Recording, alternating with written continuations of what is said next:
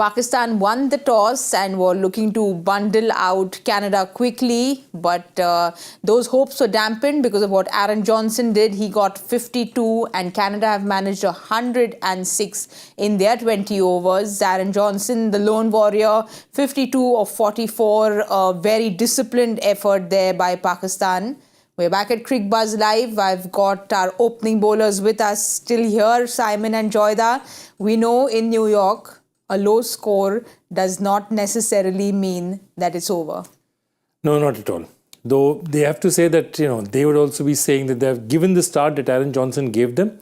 They would have hoped for about 120, 130. But this is still a score which is, it's not a done deal. The game is not a done deal, that's all. But they could have, if they hung on a little bit more, showed a little bit more, grit in the middle order, perhaps it would have been 10, 15 more runs.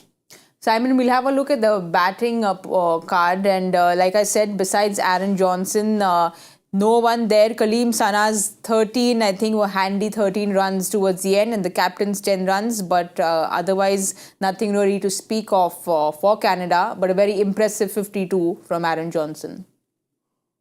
Yeah, really impressive, actually. Powerful, big guy.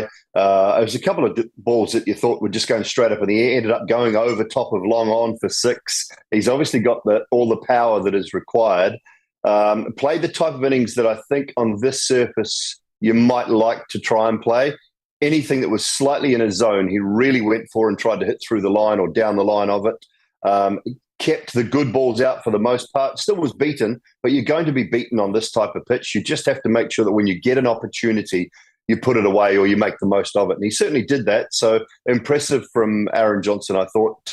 Not much else to speak of. A decent little partnership at the back end to get them just to tick over 100. But it's a score that Pakistan should be relatively happy with, although I know we'll get to their bowling. I still... You look at the figures, I don't think they actually bowled very well. But just a little more on Aaron Johnson. It's interesting Simon says that because in New York, we've not seen the ball really carry across the boundary. What was it that he was doing? Is it just brute power? Definitely, he has power, he has timing. I think the one they were talking about is and definitely he's one of those, not the most orthodox of players, but he clears, and what he did was exactly what Simon said, take your chances in that. Somebody like a Shaheen Afridi tends to swing the ball in up front, which means he can overpitch a bit. The moment it was overpitched, first 2 balls went for 10 runs, a 6 and a 4. And I think then only you could understand the template he was batting on. Anything pitched up, I'm going to go for it. I'm going to take my chances. He hit a few over, cover. So that's the kind of batting. 4 4s, 4 6s. But that power that he did, you take your chances. When you have a pitch that's not going to play well, what do? The one ball that comes in your zone, you just throw the kitchen sink at it. And I think he was very smart about it. And if you look at that entire batting order, he's batted for 44 balls. Nobody else in the top 8 has batted for more than 10 balls. They're all 6 balls, 9 balls, 2 balls, 7 balls. So the application has really come only from him. And then, they were rescued. They would have still been in trouble. The captain, Kaleem Sana and Dylan actually gave them a little bit of a push in the end to make sure that that total didn't end up at 70 odd, reached 100 and 107, which is at least gives them a bit more of a chance. Simon, we'll have a look at Pakistan's bowling card. Overall, I think that one peach of a delivery from Mohammad up top, and then Haris Rauf getting those 2 wickets in his second over. First over for Haris Rauf, 13 runs. Second over comes back, gives away 3 runs and picks up those 2 wickets. Even Shaheen Afridi, the first over went for 11 runs but came back very well. Yeah, look, Amir was superb. I think he was the pick of the bowlers by a stretch. The others just didn't find their length early enough and the right length. Naseem was okay, but still a little bit short. Shaheen, he just looks all out of rhythm. And I know it seems overly critical because the bowling figures look really good, but to be honest, they should have bowled them out for 60, 70, 80 at the most on that surface. It's doing plenty. And I think time will tell as to you don't need to be bowling 150 kilometres on that particular surface. You just need to make sure your line and length is right, and the pitch will do the rest for you. I heard throughout the commentary, Wasim Waqar, talking about the length not being right, how Pakistan struggled to find that right length early on. And, they should have had Canada under a lot more pressure, I think, in the early stages. But brilliant from Amir. I thought he was superb. And Ahmad Wasim getting a little bit of turn as well out of the surface was also good without taking a wicket. But Joyda, Canada 55 for 5 after the 10 over point. Like Simon was saying, they would have liked to finish things up. They would have liked a little more pressure up at the top. Will Pakistan go back feeling that they've bowled well, considering 106 is what Canada have managed? They would have liked to finish this up, like he said, 60-70. Yeah, see, this Pakistan team is right now low on confidence, low on everything. So I don't think the coach is going to say anything to them right now in the middle of a game. But yeah, they should have knocked them over for far less. And once you have, again, you've allowed that tail to wag. Okay, when you're 6 for 73 on the side, the teams like Canada, if you're 6 for 73, you want to finish them by 80-85. The fact that they got to 106 is just, they've got at least that 20-21 runs extra that they got at the end. And right by their tail enders. And that should, no top bowling attack will allow that to happen. And I think that's the one thing that they look at and say, till then we were bowling well because none of the other batsmen settled. The one guy got settled, he got runs. But then we couldn't clean up the tail. We allowed it to wag, and I think they probably won't regret it in a match like this. But again, suppose it was 60-70, they might have batted in a separate way. Their run rate might have also changed dramatically. So those are the things that they'll be looking at. Simon, you said Haris Rauf for you also was very impressive. Those 2 wickets that he picked up. Do you think the Canadian batters were just getting beaten for pace with Haris Rauf? Yeah, a little bit. When he got it right, you just saw that there was a little bit of kiss off the surface. They talked about the extra grass. That's exactly what it does. It just allows the ball to skid through a little bit quicker.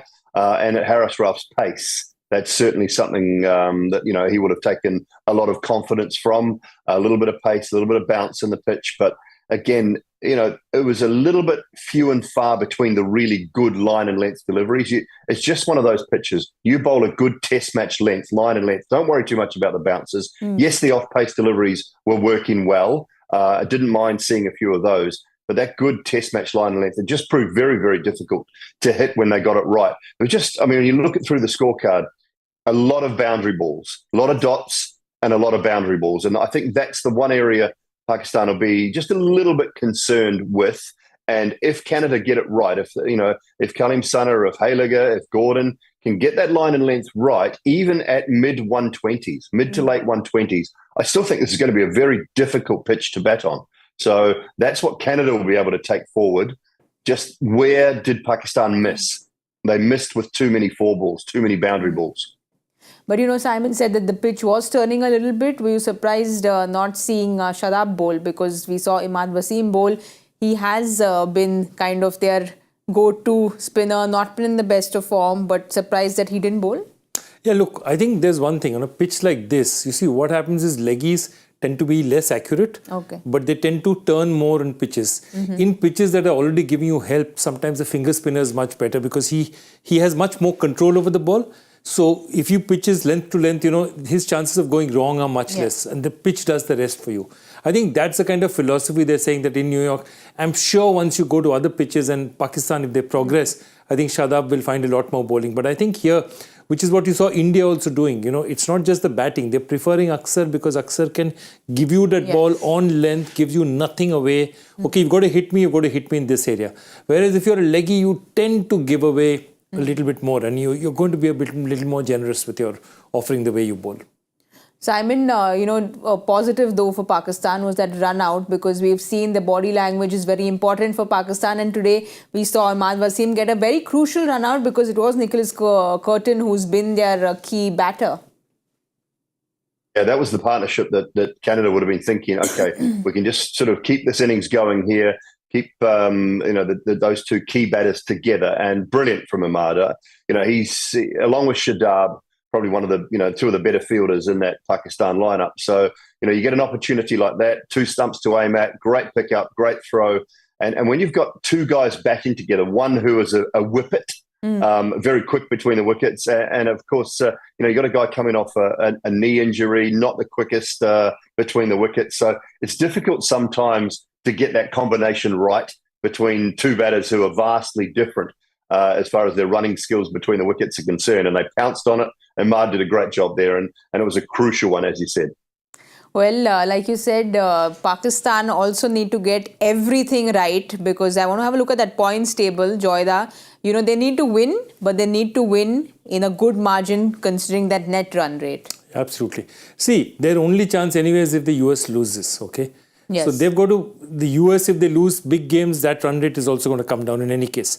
Because if the US wins, they're out anyway. The US gets a single point from now on, Pakistan is out. So the US loses, they just need to get a decent win because they'll climb. And I think they would want to say that this is the day on which they want to get the maximum margin out as possible. Which is why probably Saiyami Ayub is playing for them up. Just to attack up front. Yeah. I'm very sorry, Joyda. Did you get a bullseye and we did not clap for you, or did you miss a bullseye? I missed it. It was 107. I said 100, or did I say 106? I don't remember. Anyway, you've won. You missed by a run. Yeah. So we have to applaud him by coming so close and getting in your prediction right. Very close. You're sitting next to the bullseye expert. So you're just one run behind because you're behind the bullseye expert. Simon, do you want to go first now? Oh, okay. I think they will look to be aggressive, particularly with Saiyami up top. So I'll go a little bit more than what we've seen and say something like 43. 43, wow. And then that's... I don't know. I had 44, but I'm going to go then down to 40. 43, 40, I'll go with 38. Okay. Let's see.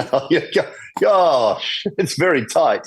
It's tight. But here it doesn't matter. We've got new rules. So we're very lenient towards everyone. But the target is the bullseye now. We have the expert in the house and we have someone who fell short by one run. Let's see if someone gets a bullseye. We will be giving you all the updates at the 10 over point at the Cricbuzz Combox. So do join us there.